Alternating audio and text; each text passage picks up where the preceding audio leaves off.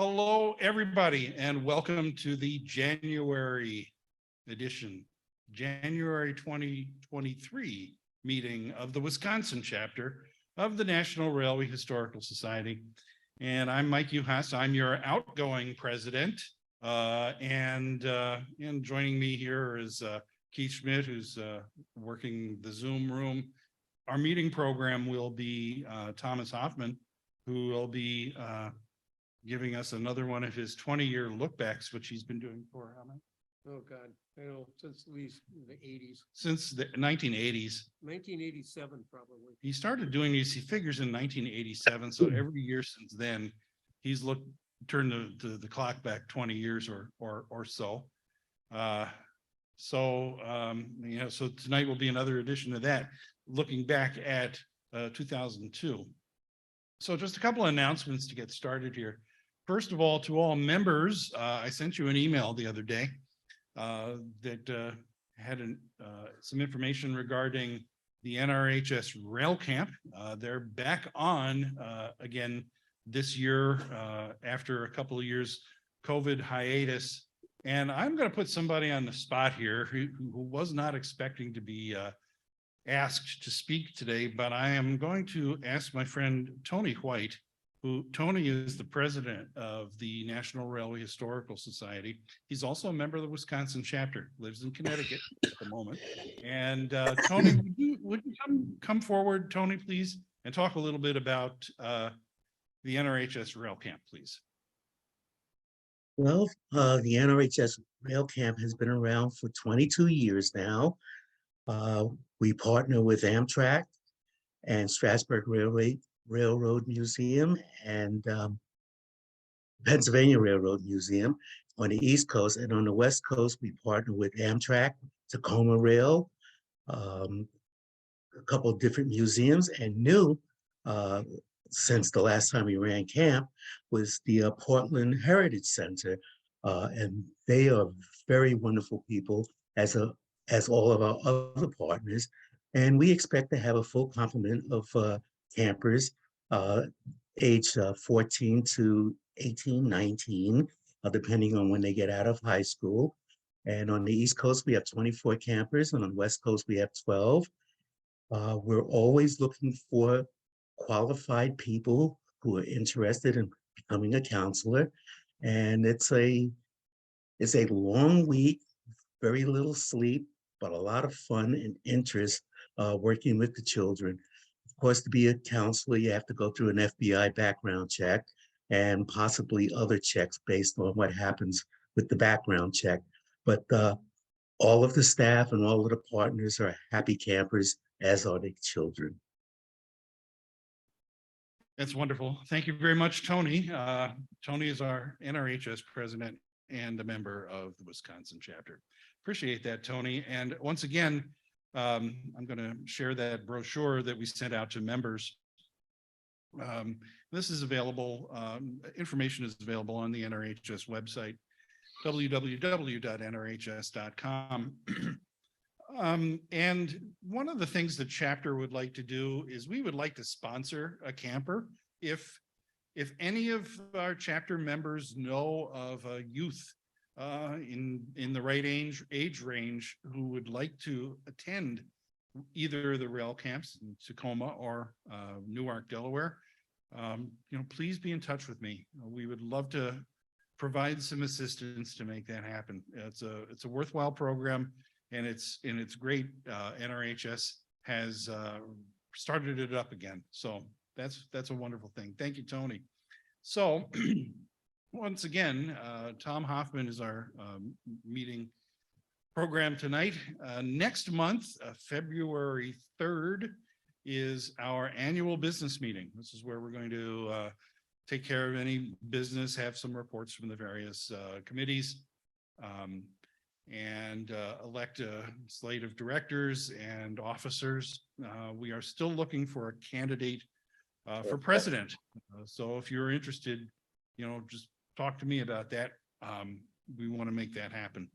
As you know, I'm stepping down as president because, 4 years is a good long run. So, and it's been my pleasure, and it's really been my privilege but yeah, next month will be the last. Then we're going to have a program that you'll want to see as well next month, February.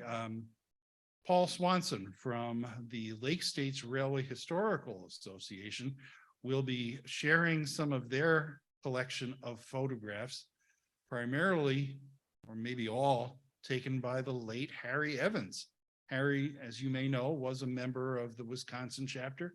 He died this past year, and he transferred all of his photos, including some wonderful Kodachromes and Anscochromes taken in the late 1950s and early 1960s.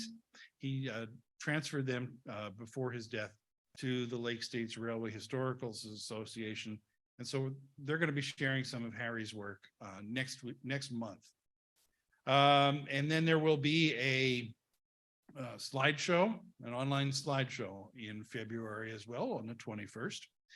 And then first Friday in March, I think that's also the 3rd, we're going to have Richard Koenig going to be giving us a fabulous presentation on railroads of the Midwest just before staggers. So the late 1970s, some lovely slides that he's digitized and going to share with us in March. So some really great programs coming up. So you'll want to attend every one of them. Once again, if you're a member and you have not renewed for 2023, if you're in the room here, see Keith before the end of the day and give him $20.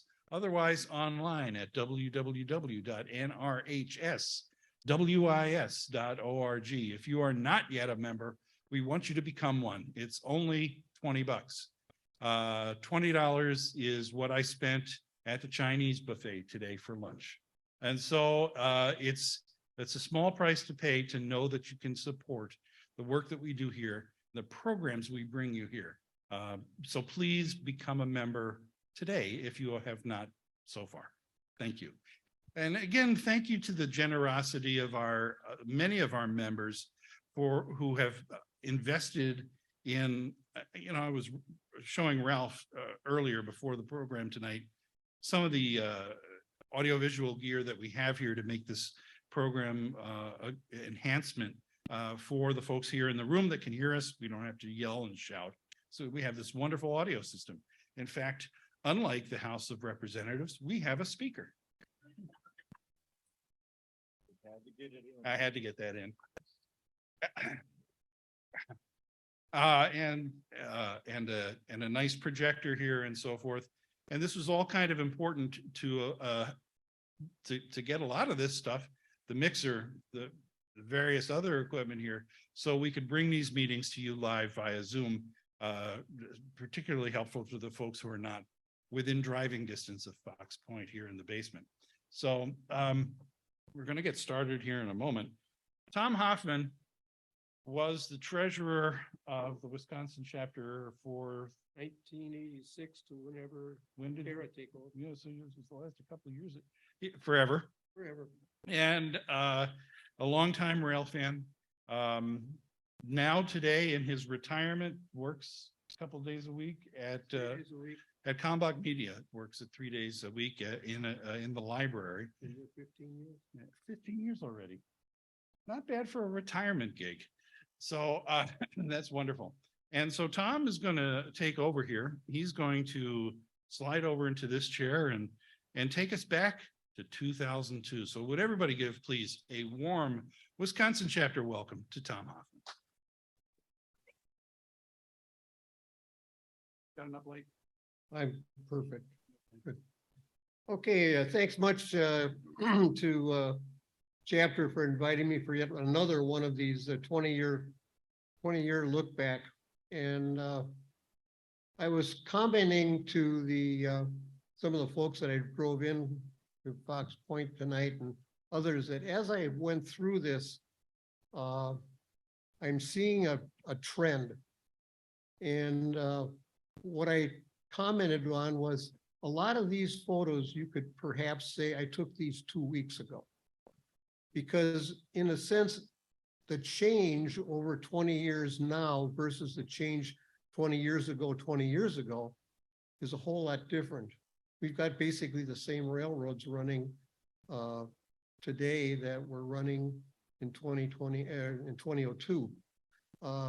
This first photograph was taken the 31st of December of 21 with Unit 9531 leading a manifest train at Hart Park in Wauwatosa. I think the sign's gone, and there's a fence and the poles are gone, but basically this locomotive you can probably find somewhere, probably hasn't been washed since this was taken, but it's still out there serving the railroads. And so keep that in mind. I was thinking, well, maybe the next time I do this, I'll do this, say 35 years ago when there was still a little more variety. Okay, this is 1st of January in Waukesha, the local switcher, former unit from Canada on the Algoma Central chop nose. GP7 still serving the Canadian National. And we're a year and a half or so from the acquisition of the WC by Canadian National. And it took a while for the WC image to disappear, but I think what also disappeared was the camaraderie, the esprit de corps that was shown by the Wisconsin Central, because it wasn't too long thereafter that shops were put off limits and it was kind of hard to get around up there. Whereas I can recall in 2000, they had an open house where the community was invited. They ran a special train with any proceeds going to the United Way. What a wonderful way to be a community person. Now you go around there and they look down at you or you can call the cops on you. This is the first of the year again. This one must have just come off the assembly line. It's really clear. Out at the Plainville, this image is still pretty much the same as it is, although the siding track into the business has been taken out. So yet another casualty. I believe there's only one customer left between Milwaukee and Watertown, and that's the bakery in Conomowoc.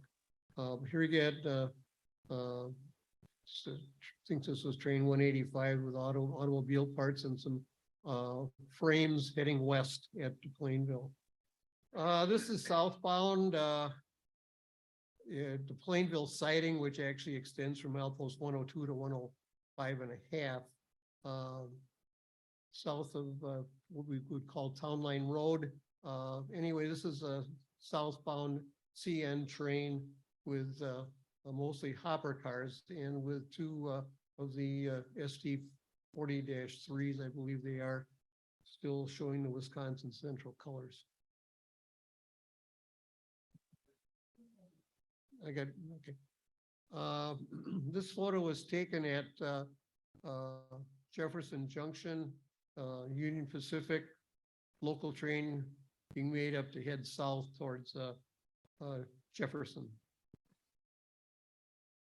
And here it is, probably 25 minutes later, going 10 miles an hour. If they're lucky, heading into Jefferson on the north side of town. And this is still operating, but I'm not sure if its service is necessary. I haven't been out to Jeff Junction in a while.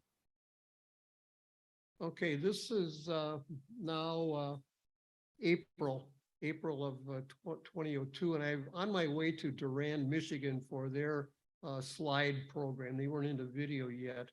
And this is at Hammond, Indiana, a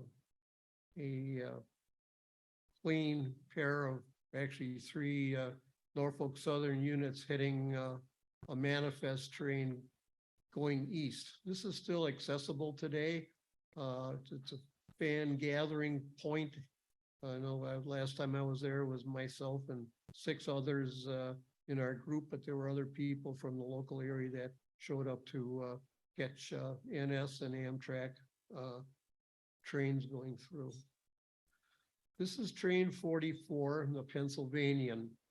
You recall in times past that the Amtrak was enthusiastic about hauling things other than people. This train was an extension of the Pennsylvanian, which was terminating at Pittsburgh, I believe, and it ran all the way to Chicago and back. It left Union Station, I think, like at 6:25, which is a perfect time for anybody to try to get to Union Station.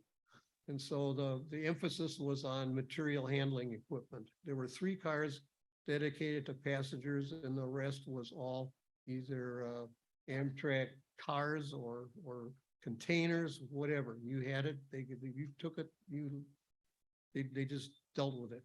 As an example, my wife, or I should say, I went alone out to New Mexico to pick up my wife from visiting her mom and dad. And I was on the Southwest Chief. We had 12 people carrying cars and 24 material handling cars. I couldn't believe it, but they did it. They stopped somewhere west of Kansas City at 2 o'clock in the morning for about an hour, switching cars back and forth. Okay, this is at Wellsboro on the CN and crossing the NS. This is still accessible today. We were out there in 2021 and weren't bothered by anybody. This is a manifest train heading east. This is in Durand, and this is an eastbound train heading to the shadows are from the depot, heading to Flint, hauling mostly automobile and automobile parts cars. These are a bit out of order, and this was done chronologically, so I apologize for that. But anyway, this is the same day. This is the Central Michigan. They ran a train from Saginaw to Durand. It was a daily train, and it was punctual. I got a call from my good friend Bill Kleins, who still lives in Saginaw, saying, "Hey Tom, the train just left." So I would gather up my stuff and head north. And this first photo is taken of the southbound train at Montrose, Michigan.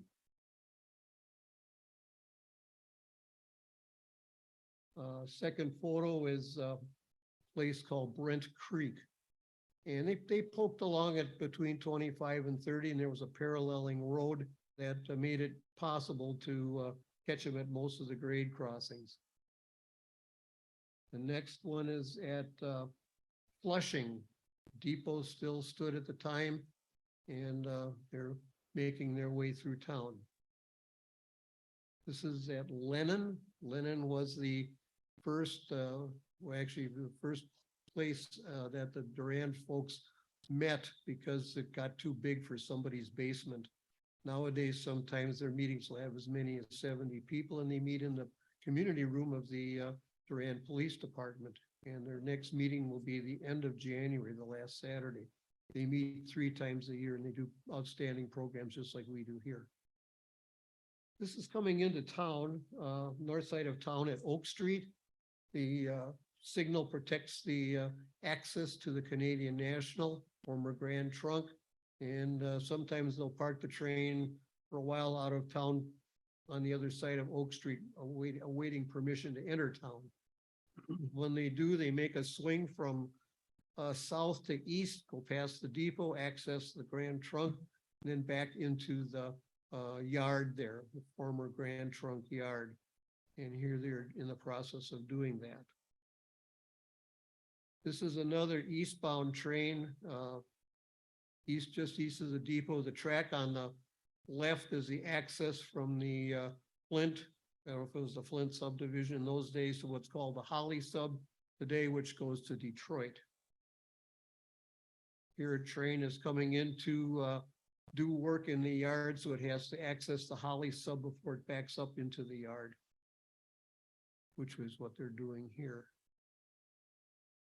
This still happens today. Access to the location is pretty good. There is a fence at the depot site, so as long as you're behind the fence, nobody bothers you. This is a westbound to southwest bound train from Detroit area on the Holly sub with Union Pacific run through. He will approach the depot and then make the swing to the direction that former train that we saw was heading. In the facility, the old Grand Trunk facility, there was plenty of Central Michigan power to be had and nobody bothered you. Nowadays, you don't go there. And they had various and sundry stuff from this course, former Burlington Northern. Now I believe it's a Genesee and Wyoming operation.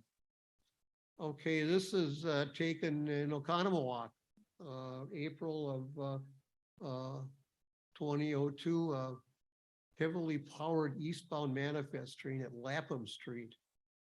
Things changed over 20 years. Lapham Street was closed off. You can no longer use it to drive across, and it's kind of, you're trespassing if you try and walk across. But there is a parking lot nearby for a business that moved in, and in the morning, it's a perfect place to get photos from the north side of the track, and then later on you can cross the street further on, or cross the tracks further on down and access the other side. But I used to work in Oconomowoc from 1991 to 2003, and I'd come in on Highway 16 and almost always cross Lapham Street to see if something wasn't coming from the west. This is Wisconsin and Southern. Second, check my notes. At Waukesha, coming into town with a local train. I believe the 2002 is still on the roster, but they all look like this nowadays. This is again in Wauwatosa. The frames are for the Ford plant in Minneapolis, which is no longer there, so we no longer see frames of any kind coming through Milwaukee, as far as I know. The 6015 may have been turned back to its lessor, or it might have been rebuilt and now carries 6215. I'm not quite sure, but we don't see too many locomotives in the traditional Sioux Line colors anymore. This again is at Hart Park in Wauwatosa. The pole line has been taken down. The fence has been put up. There are some access points that actually have been added that make it possible to take photos. I know Bob, our chap, remember Bob Baker visits this area quite often. And Amtrak heading west, number 7, same location.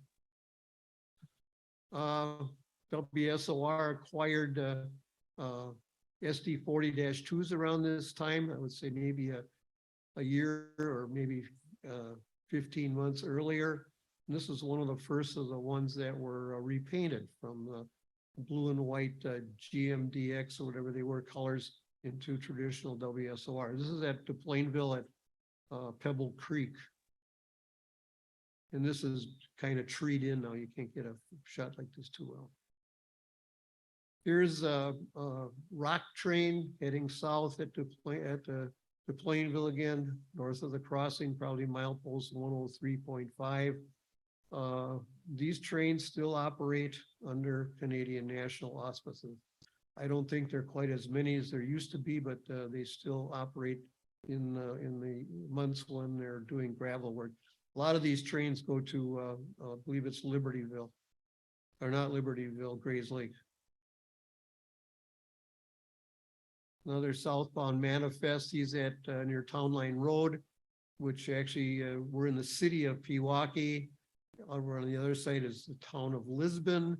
Recent things in our Waukesha Freeman say the town of Lisbon might be seeking to incorporate. So Plainville siting actually encompasses the city of Pewaukee, the town of Lisbon, and I don't know, maybe even another that's south of the crossing, 3rd township. This is the train heading to Horicon.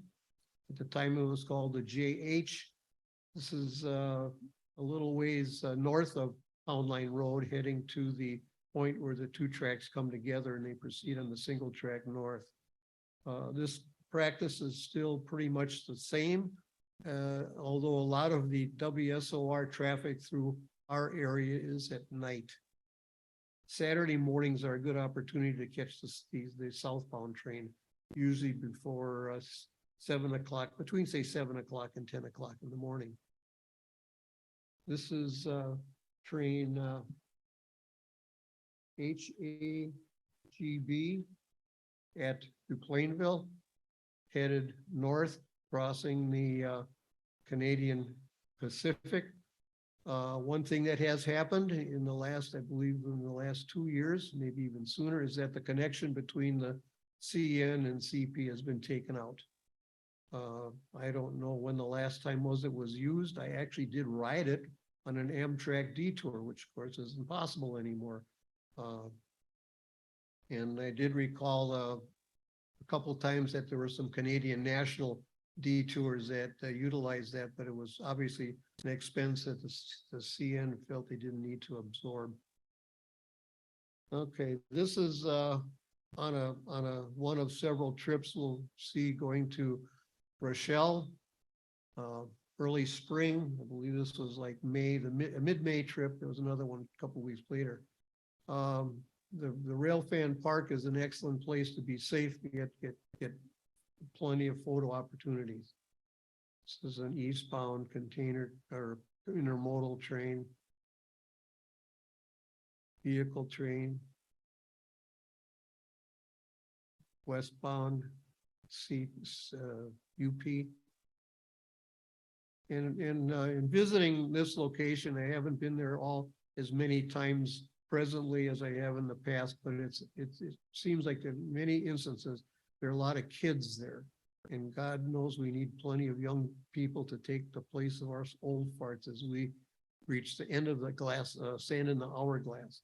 And that's a nice opportunity for somebody to take advantage of rail camp. And I've got somebody in mind for maybe 5 years from now.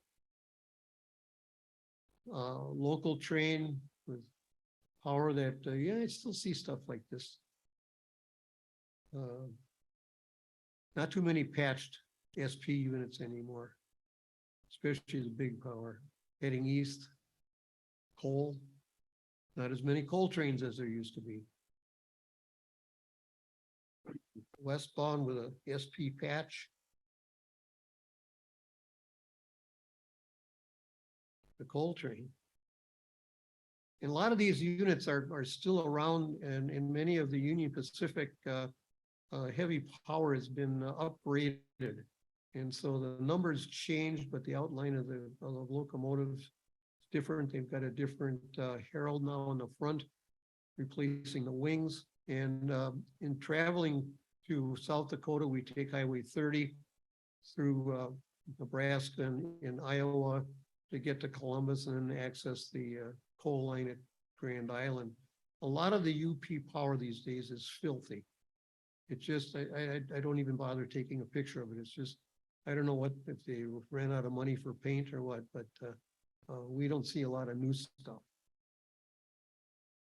Run through power, heading west, empty coal, another empty coal train. Containers, TOSC, intermodal, and I'm sure that hasn't changed much. And Mike can attest to that. He lives right on the main line up there in Trempealeau. And these are our locomotive leasing partner. I believe they came off of one of the iron ore roads up in Upper Michigan. I stand to be corrected, but they were leased by BNSF, and here they are heading west on a manifest train. Another container, intermodal unit needs a paint job. That particular orange faded really quick. Another loaded coal train. Okay, heading home, I made a stop at WSOR. I believe that's this one. Maybe this is the other trip. Anyway, WSOR was welcoming in those days. They, as long as you stayed out of the way, they didn't really mind the fact that you recorded some of the stuff that they were using. The 6042 is one of the SD40-2s that they acquired, and there's a 4001 which we saw earlier, and then a 2055 is one of the SD20s that they replaced. I don't believe any of these are left. 3801 GP38, a lot of the GP38s now are upgraded to GP38-3. Watco has seen fit to keep the paint scheme for the most part and also renumber out of the WSOR system. So these are 38 something else nowadays. But still kept pretty clean. Here's the 1848 to celebrate Wisconsin's heritage. And they were still using these Chicago and Northwestern cast-offs. I believe they were classified as SD-18s, but I'm not certain of that. I think there's heritages from the Southern Railway. And they soldiered on, and I don't believe any of these were repainted, other than being patched. That poor guy needs some Rust-Oleum. Okay, here's a train working the yard to the west of the shops with a couple of the 2000s.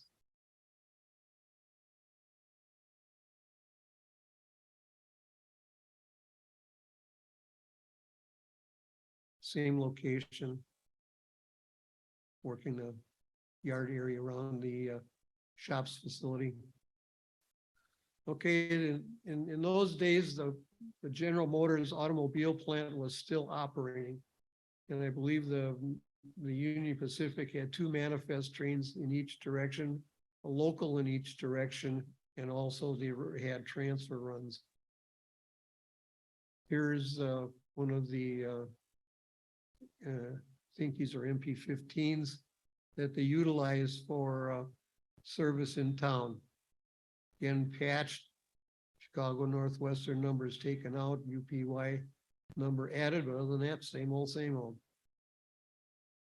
And here's a transfer run from the Union Pacific coming up to the Wisconsin and Southern. This was taken right near the main drag coming up the hill, and very common sight in those days.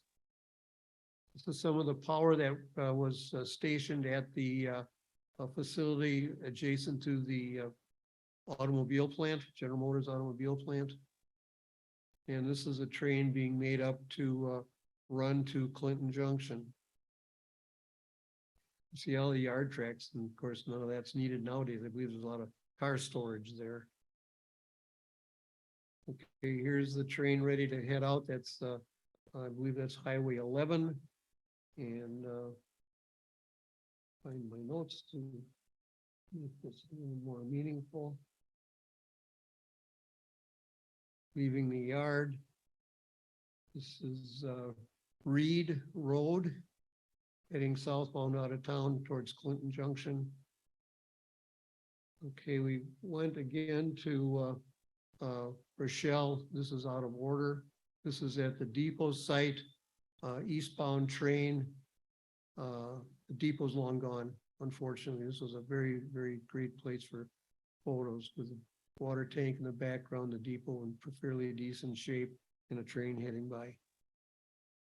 Okay, this is at Flag, which is west of Rochelle, and here you can see the work underway for Global 3.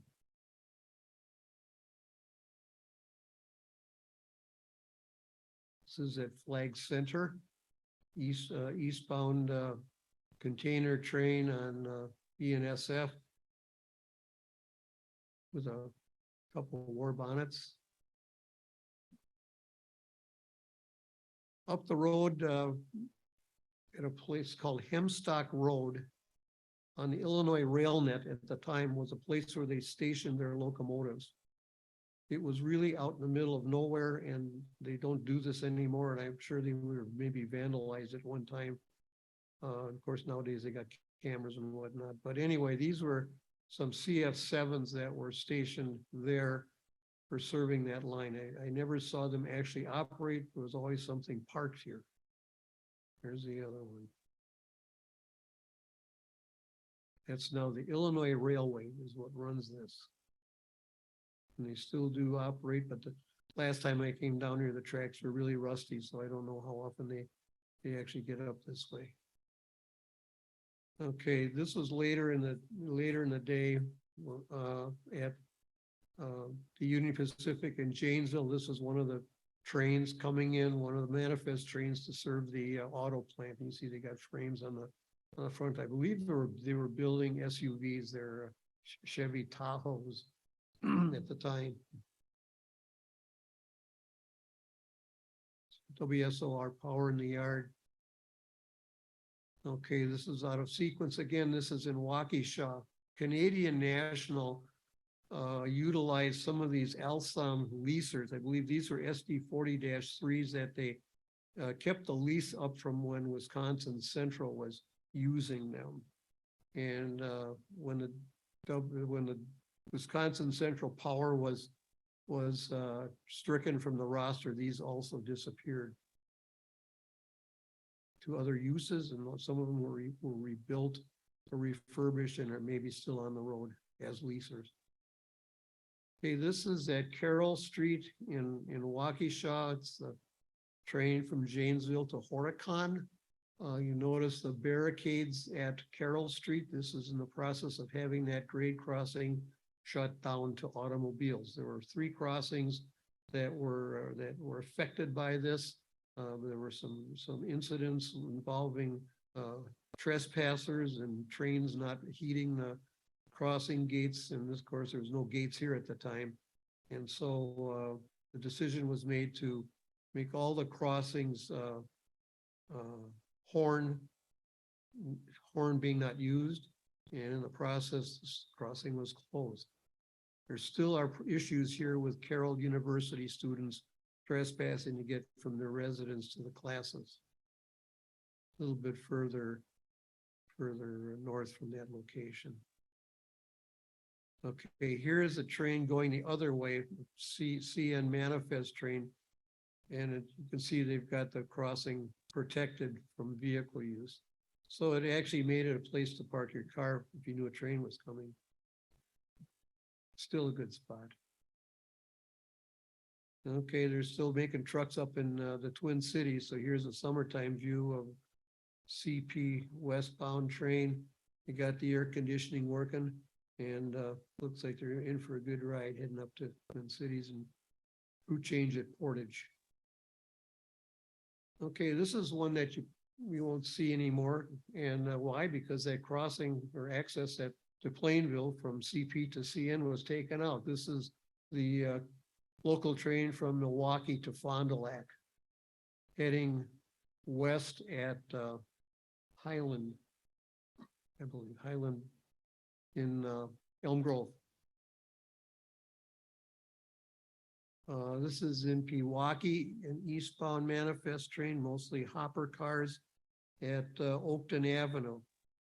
This place is still pretty much accessible, and for eastbound trains in the morning, and then in the afternoon you go out, walk on the other side of the tracks on public property, and you can take photos the other way. Okay, here is the WSOR train from Janesville to Horicon in the evening with the SD20s heading north, just north of Town Line Road, Wire Road nowadays. This is probably milepost 105.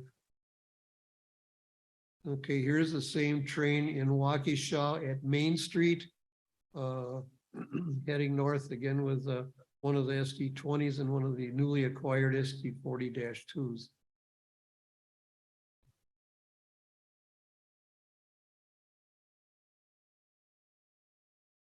Canadian National train also right behind it. This is a southbound train at the same location. This is the site of the Waukesha shops of the original Wisconsin and Central. And the shop's properties, of course, were no longer used. The yard tracks were taken up, and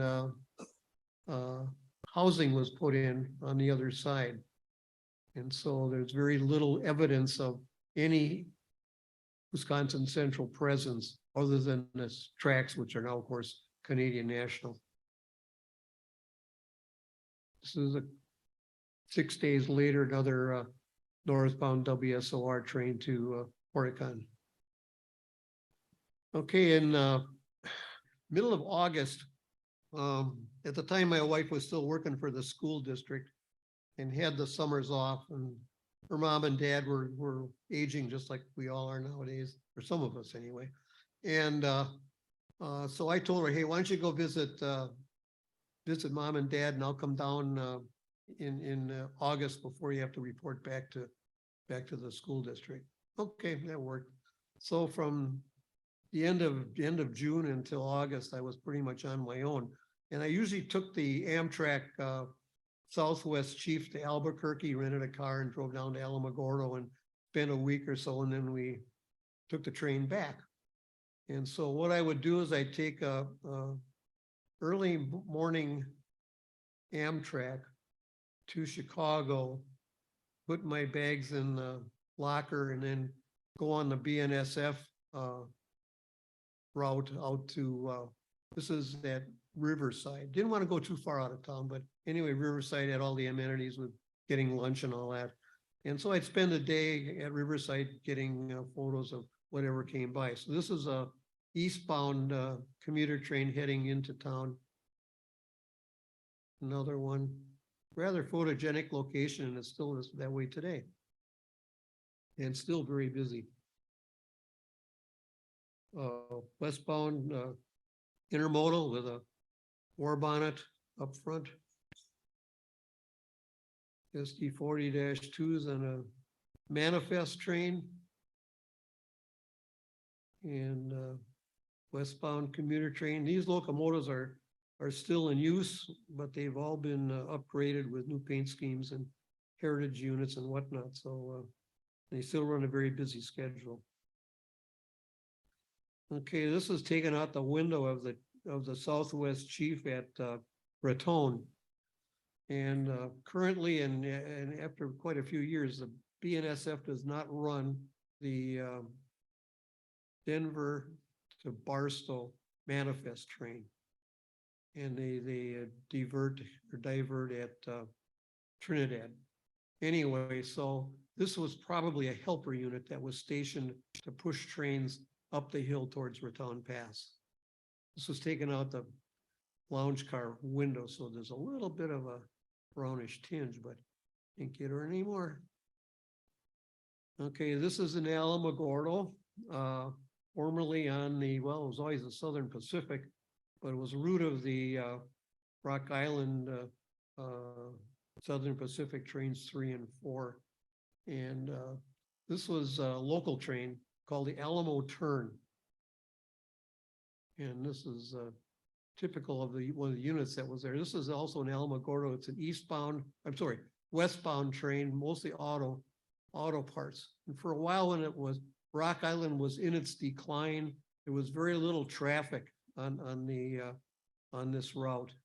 And when the Rock Island went belly up, so that the SP through its Cotton Belt affiliate acquired that line, upgraded it, and business has boomed since.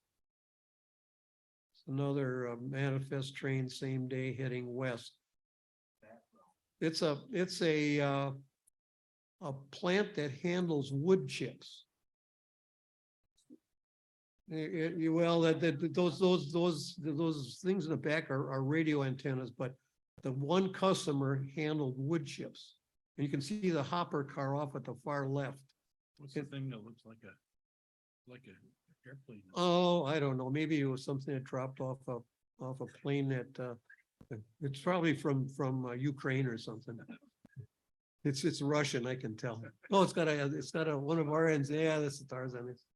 Okay, this is probably another day. The rocket's still there. Westbound intermodal train. This is adjacent to Alameda Park. It's public property, no problems getting in here if you ever go down that way. Okay, here's the Alamo Turn coming in. McDonald's has moved. I don't know where it's still there, but it's at a different location. Anyway, you can see they have maybe a dozen high cube hopper cars that they would use to serve that wood chip plant. Okay, and I'm taking a trip, a side trip of sorts to Mountain Air, New Mexico. It's a side trip is only like 225 miles, but out that way, that's, you know, go to get a cup of coffee for 200 miles. Anywho, this is a westbound intermodal train north of town a bit. And here you can see the Allied van lines or whatever that is on US Highway 54. This is probably near Carrizozo. Carrizozo at one time was a division point, crew change point, and that was abolished about this time so that the trains went flying through. Anyway, this is a manifest train heading west. And this area has changed also. They've done a lot of work in upgrading US 54 in this area, making it difficult to get photos like this. Another thing that's been done is the tracks have been fenced all the way from the New Mexico line and Colorado, all the way in Texas, all the way. So the only place you can really get something unless you have a step ladder to get over the fence is grade crossings, and there aren't many grade crossings this way. You can go for 50 miles and not see one because there's nothing there other than jackrabbits and stuff like that. Okay, this is a place called Oscuro, population 6, maybe, I don't know. This is a county access road to a park. Train is heading east, mostly vehicles, probably going between 45 and 50 miles an hour. I don't think this one was going quite that fast because I caught up to it one more time. But there again is Highway 54 off on the side, no fences. Also, they at this time they dropped the lower quadrant semaphore signals. And before those were discontinued, I would go and sit on that outcropping to the far left waiting for trains to come because the signals are right behind me. And we probably enjoyed stuff like that when I did 20 years ago in 1996. Okay, I went to Mountain Air, and it's at the time it was a maintenance base, and I took a New Mexico Highway 55 to get here, and I didn't stray much beyond Mountain Air this time, but it was a base for future trips. And the trip I made, which may cover later on if I'm still around, the first time I went to Highway 60 crossing of the ATSF, it was single track. They were starting to build the double track. I got to the Highway 60 and there were 3 trains, one behind the other, and the dispatcher said, "You will wait here for 9 eastbounds." And trust me, they don't go up that hill, but by like 20, 15, 10 miles an hour. So those 3 trains were sitting there a long time. Anyway, here's a westbound going by the depot. Empty platforms. I stayed here probably 3 or 4 hours before I went back because this is now getting close to 11 o'clock, 12 o'clock. And there's still opportunities if you make this a place to stop on a road trip between here and the Abo Canyon entrance where Highway 60 crosses over. It's yet to be fenced. There are many opportunities on public property. You don't have to go in the canyon. And trust me, if you do, they know you're there. Most of the trains are intermodal, and it's busy. In vehicles. Another unpatched war bonnet.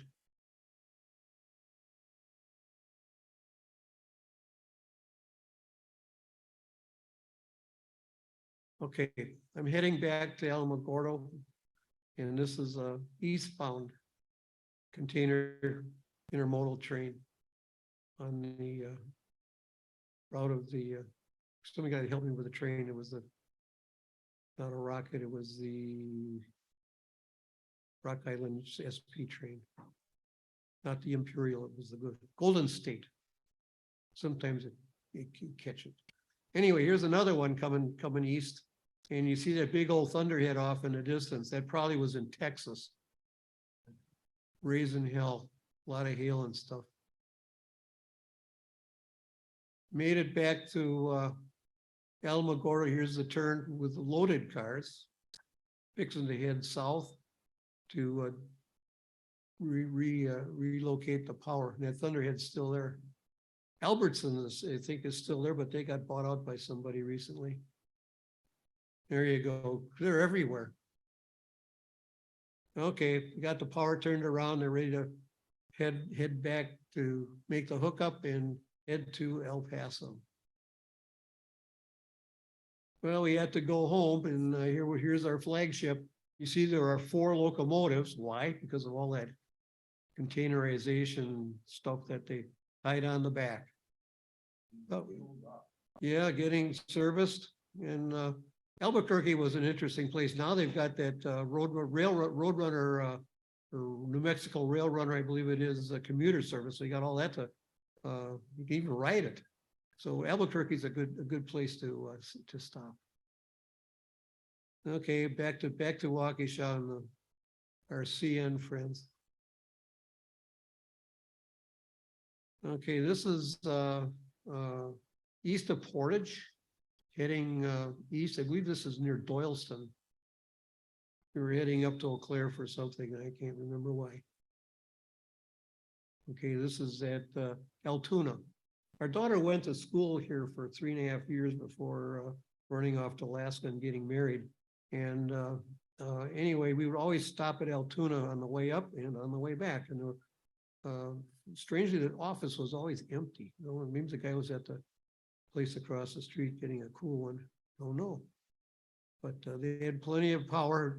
In the older days, it was CNW, and now it's all Union Pacific. One has a pink problem. Now, this is getting down to Mike U.S. country. This is in Alma, Wisconsin. We made a decision to head down towards La Crosse before heading east to go back home. And I haven't been here lately. I was going to stop by in last November, but it was cloudy and eventually it rained, I think. So we took I-90 back towards home. But anyway, this also has a lot of river traffic. So if you like barges and towboats and all that sort of stuff, plus trains, this is a perfect place. Because I'm actually on an access bridge that goes over to the locks. Oops. This is in Fountain City, heading north. Bluffs in the background, public crossing, perfect. This is getting, let's see where we are here. This is another Fountain City. And we've ended up at Winona, and here is Union Pacific Jeep sitting around waiting for some business.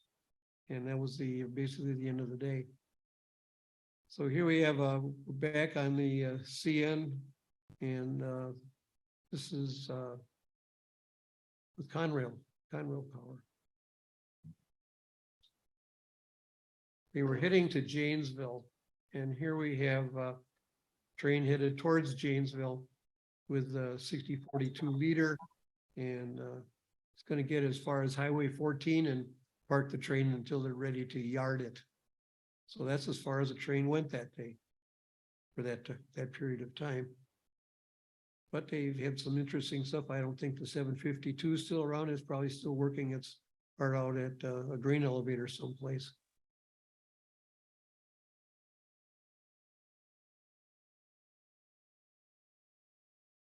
Still using the SD20s mixed with probably the 4001 or similar. Went down to Davis Junction and 113 off the Sioux line. And we speculate that this guy's probably been retired, but nonetheless, it was in I&M Rail Link paint. And of course, that went to IC&E, then DM&E, and now it's back to Canadian Pacific. The railroad, not this unit. Rochelle mixed mixed power east of the depot. Patched. Depot hasn't yet been demolished. Okay, in October, this is at the deep, I think it's called Maxim's maybe in Oconomowoc presently. In those days, it was something else. But anyway, they acquired this ex-Northern Pacific car, and this is October 26th. I worked in a building kitty corner to the depot. I worked there from 1991 to 2003, and it was formerly the office for a lumber yard in Oconomowoc, which burned. The building was acquired by my boss, and he leased out the property, the bottom level, to an accounting firm, and we were on the upstairs. My windows faced the tracks, fortunately. Anyway, this was the day that they were going to take the car and put it on its permanent footings. This is actually taken out my west window.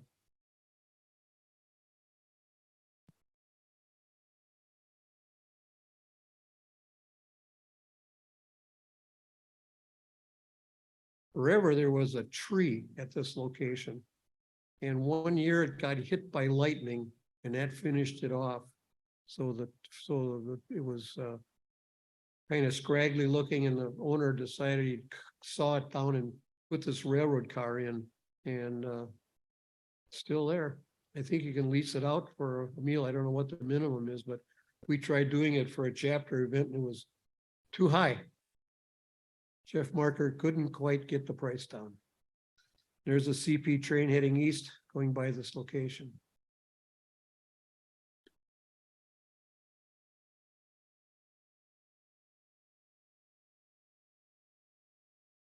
And there it is. Okay, and another trip later in this is probably mid or late November at Davis Junction again. Another ex-Sioux Line Jeep with a DM&E, I think it is Jeep 38. Yeah, there it is, City of Phillip. Phillip, South Dakota is a long ways from here, trust me. Probably 400 miles at least. Okay, this is at Flag Center again, eastbound intermodal.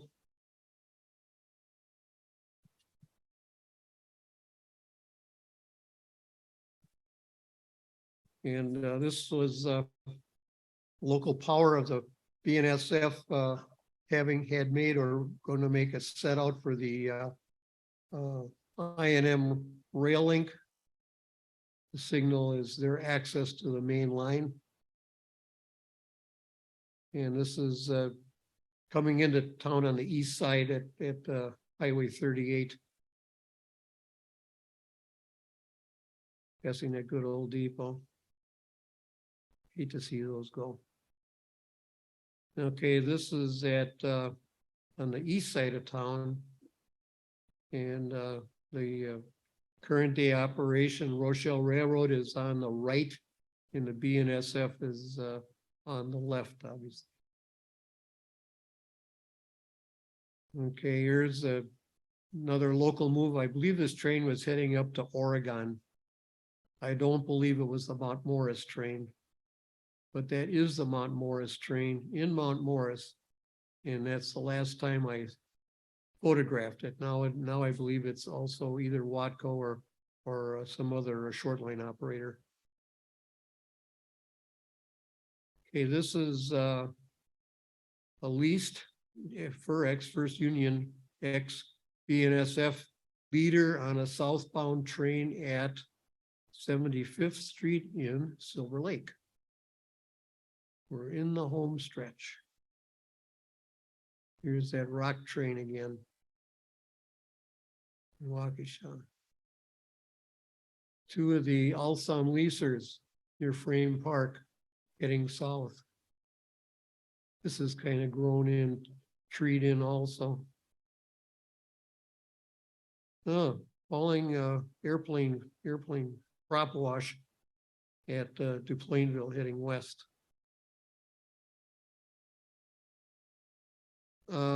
Quad holding signal is on the CN heading north. Train is parked, perhaps waiting for an eastbound. this particular signal was erected late in WC days, and CN subsequently took it out. And they no longer need it because there's no connection, but that was not why it was taken out. The signal was taken out in the first place. Passing the depot in Waukesha, southbound with UP leaders. Not so typical switching power. The 9541, I believe, is still around. Mostly we get ex-Illinois Central Jeep 40-3s as local power to work north and south to Burlington. Manifest train, another LSOM leader. At Capitol Drive, north of the Plainville Crossing. Going the other direction at Green Road in Plainville. Another intermodal train. I believe this particular intermodal train was to serve Green Bay, and that, no, I don't believe that no longer happens. Eastbound hopper train.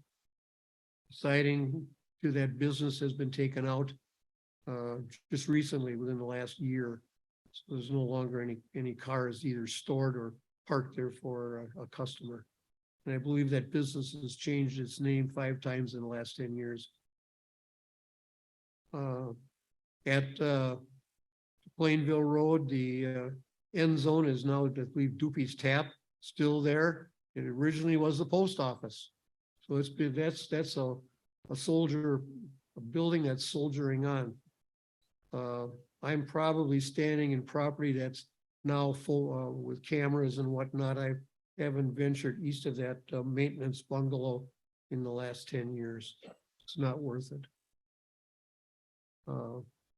NS run-through power on a manifest train just south of Wire Road.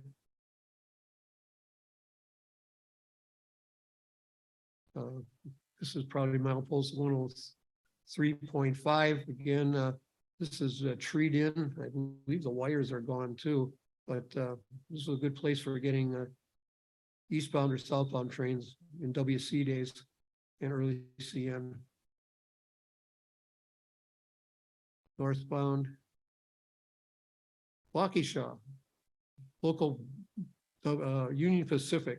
This is all gone. They've taken well, the track is still in up to a point east of the Les Paul Parkway, but they no longer operate west of Calhoun Road. So this is kind of a rare photo.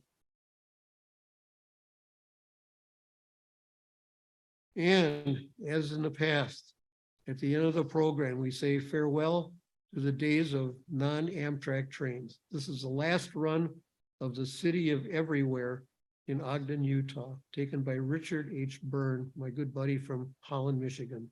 And with that, thank you for this opportunity. Hopefully we'll have another one down the road. Mike, it's all yours. Don't go away, don't go away, don't go away, don't go away. Well, thank you, Tom. And thank you again for your program. Also, thanks to Dave Nelson for the digitizing. Right, I was going to mention that. Okay. Now, since you already did, my first question to you, I have a couple questions.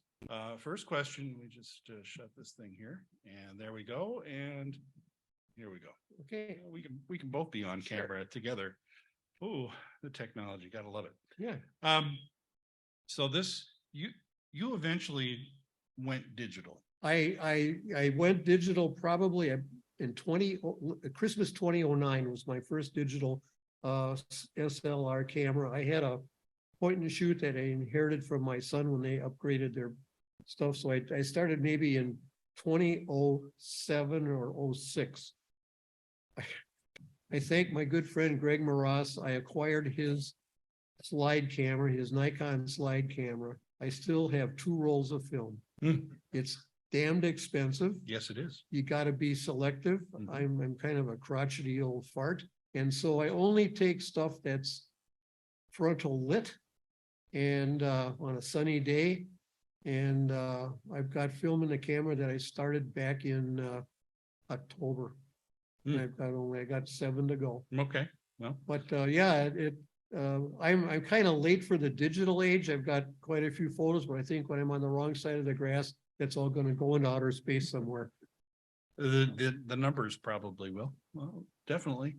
So does anybody here in the room have any questions for Tom? If you do, come on up to the microphone. Not seeing anybody. I'm gonna turn up the Zoom audience. Any Zoom people have any questions? Unmute yourself and ask away. I just don't have a question for Tom, but I just want to congratulate him on a wonderful assortment from 20 years ago. Thank you. Thank you very much. It's still an interesting hobby. And I remember in this room in March of 1967 was my first meeting. I met a fellow named Russ Porter. He was a mentor. And he got me involved with trading slides. And I traded with Russ up until 2001 when he passed away. He was a mentor. And he got me involved with trading slides. And I traded with Russ up until 2001 when he passed away. But he took an interest in me, a young guy. We are the ones that need to mentor the younger people. And granted, they know they got technology. I don't even know what they're talking about. But anyway, they still ask questions. And there's a couple kids at my church. I mentioned to Mike that maybe in 5 years, he might be a candidate for rail camp because he really has an interest and he's knowledgeable. And there are more like him out there. I just don't know where they are. But They're trackside. well, a lot of them are. Yeah. And that's a good thing that we have these places where they can safely do it. But they need somebody, in many cases, somebody to take them there. I've talked to this young kid at church and told his mom and dad, take them down to Rochelle or go down to the BNSF and ride trains for $10. You can ride all day and go to very interesting places. And they haven't done that. Well, there will be a time, I'm sure. That's right. Thank you, Ed, for your comment. Anybody else with any questions or comments for Tom? Tom, again, excellent presentation. And the fact that you only had to refer to your notes just a couple of times, to me says, well, I hope I'm as sharp as you are now. Well, the thing that helps is to take notes when you're taking the photos. In the Because moment. I've got a stack of books going back to 1967. And I can put together a program because of the way I organize my slide collection. Yeah. And that is helpful. Also, I enjoy working at Kalmbach in the library. And I'm seeing some of the stuff that these young kids are taking, and it's outstanding. We got a photo this last week from a fellow in Pennsylvania on the Delaware Lackawanna, which had a tower.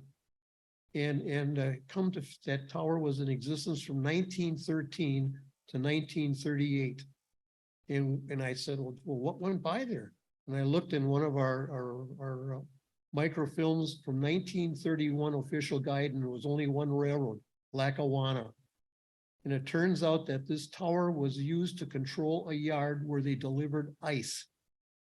Well, when refrigerators came, you didn't need ice anymore. So the whole thing was taken up. The tower was made out of concrete, and they ain't gonna move that too easy. No, they aren't. It's still there. Yeah. It's still there today in Goldsboro, Pennsylvania. Mhm. Yes. And so when you're out there taking photos, it might seem something mundane, but you never know. It might not be there No, it's all tomorrow. history. It's all history. Well, thank you again, Tom. And thank you again, Dave, for, I know you spent many hours digitizing all of Tom's stuff. So it's because of Dave's efforts that Tom was able to present tonight digitally for all of us here in the room and in the Zoom room as well. So thank you again to both. My pleasure. And remember, next week, Friday is our second Friday Gab Fest.